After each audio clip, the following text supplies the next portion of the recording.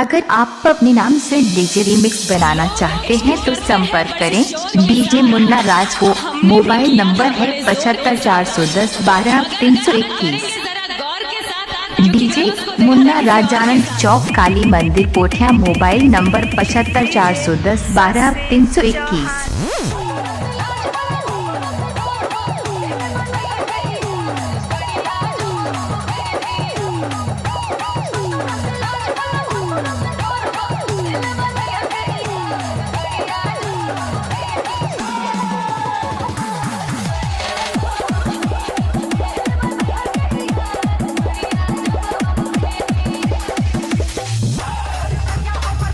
DJ Munna Raj Anand Chowk Kali Mandir Pothiya. Mobile number 75 410 12 321।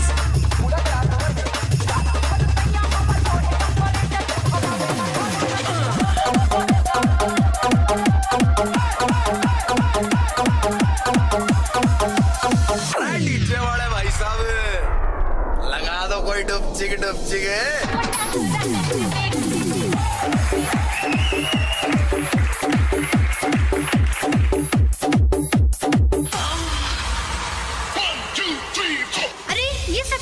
Music, please. अगर आप अपने नाम से डीजे रिमिक्स बनाना चाहते हैं तो संपर्क करें डीजे मुन्ना राज को। मोबाइल नंबर है 75 410 12।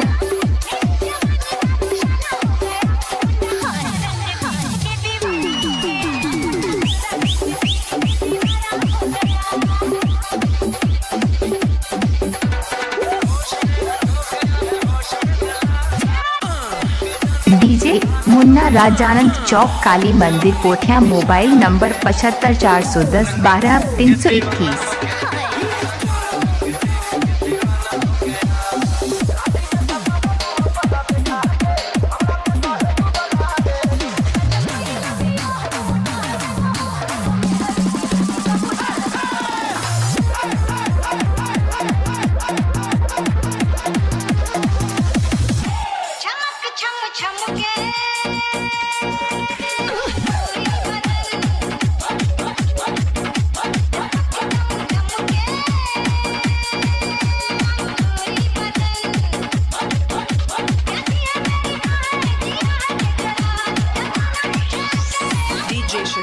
DJ Munna Raj Anand Chowk Kali Mandir Pothiya. Mobile number 75 410 12 321।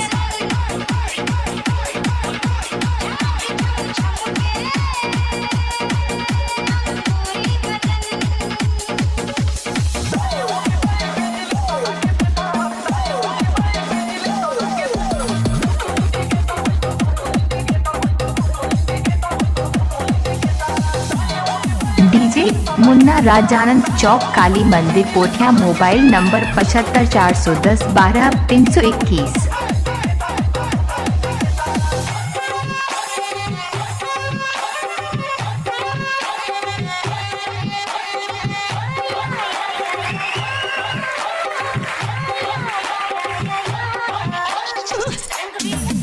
अगर आप अपने नाम से डीजे रिमिक्स बनाना चाहते हैं तो संपर्क करें डीजे मुन्ना राज को।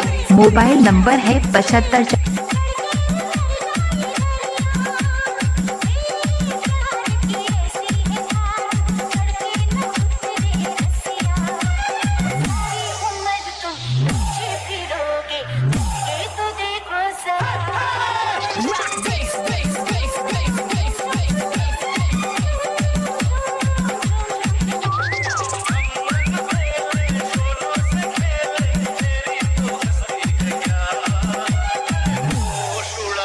हमारे अभी तक जान ऐसा हुआ।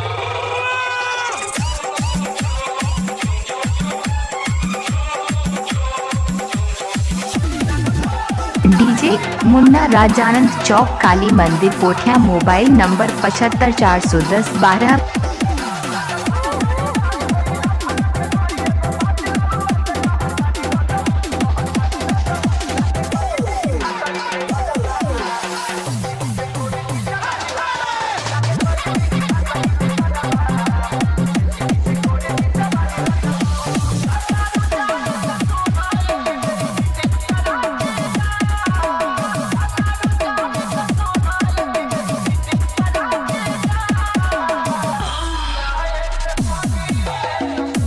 DJ Munna Raj, Anand Chowk, Kali Mandir, Kothiya. Mobile number 75 410 12 321। अगर आप अपने नाम से डीजे रीमिक्स बनाना चाहते हैं तो संपर्क करें डीजे मुन्ना राज को। मोबाइल नंबर है 75 410 12 321।